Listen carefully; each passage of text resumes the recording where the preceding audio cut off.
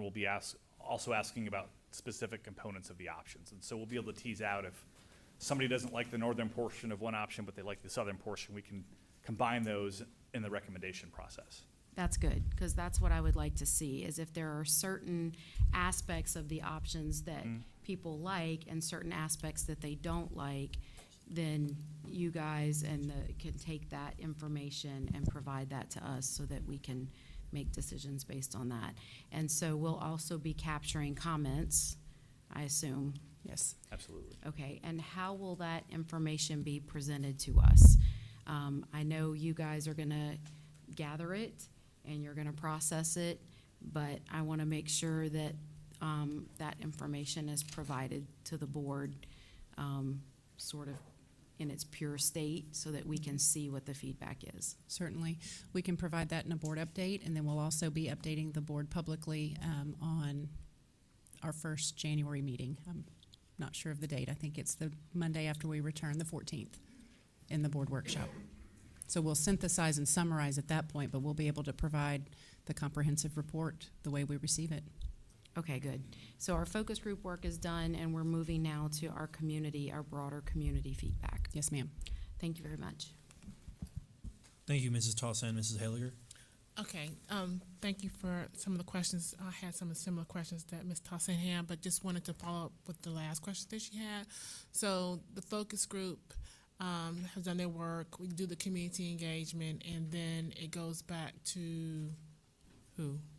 The feedback, the survey will close on January 2nd, and it is reported to Cooperative Strategies. They provide then the feedback to us in its raw form, and as they find themes or see themes and information that will help us then with our internal work group to further refine the boundaries and put those pieces together based on the feedback so that we can then make a recommendation to the board in January for elementary 51, for the boundaries associated with 51, and then in February for the high school boundaries. Okay, so it doesn't go back to the focus groups. Okay. No, ma'am. All right, so then I guess my second question is, I know we have a community engagement meeting on tomorrow starting at Marshall High School. Has this already been publicized? Yes. We've communicated to the campuses. Press release has gone out. There's been social media. There was one that I'm forgetting. You told me another one. Newsletter publication. Yes. And several of the newsletters, well, actually all the newsletters that we sent out, those dates were published. Okay. All right, thank you. Thank you, Ms. Haliger. I just had one last question that I thought about when Ms. Helliger was asking hers.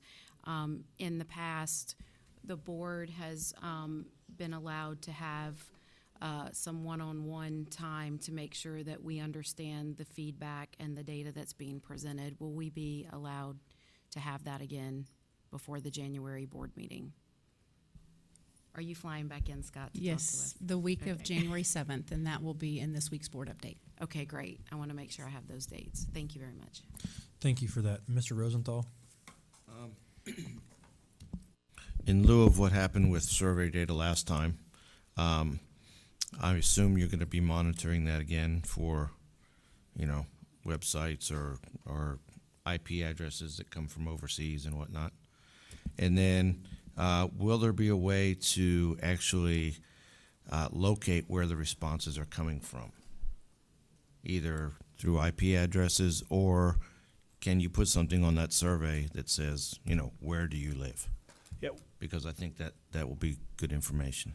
we will ask which schools each respondent is associated with. Okay. And that's usually how we were able to Whether the identify kids are, because they may not have kids that attend schools, so just make sure that's clear. Sure. Okay. Yes, sir, and I'd like to add to your point. Yes, we'll be able to see if we have IP addresses that are rampantly responding. But I will add that one piece of feedback or 5,000 pieces of feedback, the only difference is the amount of time it takes to review them and move forward with the work. So we will review it all and consider it all at a very deep level. I hope that we can communicate that to the public, that there's not the need to replicate, because one set of feedback can have just the same weight as 5,000. Got it. Thank you. Thank you for that last feedback, Mrs. Martinez. I think that's extremely important in the process. Now we have our next steps.